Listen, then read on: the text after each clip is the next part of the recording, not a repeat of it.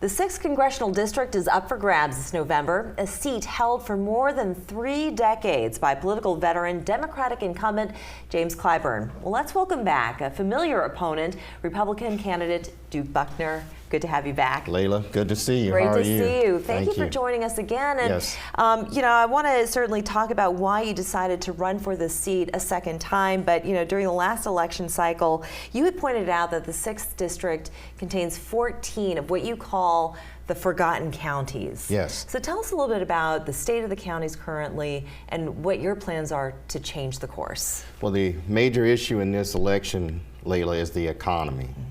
And folks are dealing with inflation, high inflation, again, with high food prices. I don't know if you go to the grocery store, I mean, it's astronomical how the prices have gone up. And also gas prices remain over $3 a gallon. 2 years ago, I remember when it was under $2 a gallon. Now it's well over $3. We have 78% of Americans are living paycheck to paycheck. Folks are really struggling financially, and it's time for a change. My opponent, Mr. Clyburn, has been in office for over 30 years. Yeah. He'll be 84 years old in July. It's time for Mr. Clyburn to step down and give someone else an opportunity to be able to advocate for the 6th Congressional District, and I believe I'm that candidate. James Clyburn, he is set to receive the Presidential Medal of Freedom. He's very popular, obviously, in the White House under the current administration, but you did bring up the fact that he is an octogenarian. He is stepping down from Democratic leadership in the House. So do you find that his age is a hindrance to performing for the next 2 years? Yes, definitely. I mean, at 80, again, he's 83.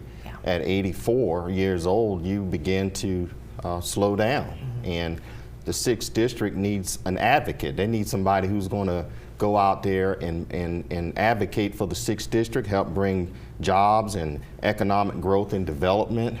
We want to cut taxes. We want to make sure our roads and our bridges and our education, all of those things deserve someone who is able to give it 100%, and that's not happening right now. And you're no stranger to holding public office. You were on Walterboro City Council. Yes, I did. I'd love to hear what some of those victories were that you experienced while on City Council, but also first order of business should you be elected. We've got a primary coming up, yes. So you could very well secure that in June, but then if you were to actually secure the election in November, what would be the first order of business? The first order of business is to fix the economy, is to get the prices down. The way to do that is to deal with the $34 trillion in national debt that we have. The second is to simplify our tax code, make it easier for people to be able to pay their taxes. Third, we have to deal with the amount of illegal immigrants, aliens, whatever you want to call them, illegal people coming across our border. Some are taking jobs that are for citizens of the 6th Congressional District, and then we have some that are bringing drugs and committing crimes. We cannot continue as a country without having a secure border. So step 1, reduce the taxes. Step 2, fix the economy. And step 3 is to make sure that our border is secure. And while on City Council, were you able to do any of these things? Well, I'll tell you, the main issue that we dealt with in Walterboro, when I was on City Council, we had a crime problem in Walterboro at one point. You heard all the news. I mean, of course. It was very challenging. And we dealt with it, and there's a crime problem here in the North Charleston in the 6th Congressional District. Violent crimes are up, robberies, murders, and property thefts. The way to deal with that is how we dealt with it in Walterboro is through community policing. And as your congressman, I'm going to make sure that we have additional funding to go towards community policing so that officers and law enforcement agencies can begin to build relationships with the citizens that they serve, move them out of the squad cars, get them walking and talking to people and building that relationship, and then you will see crime go down. Sure.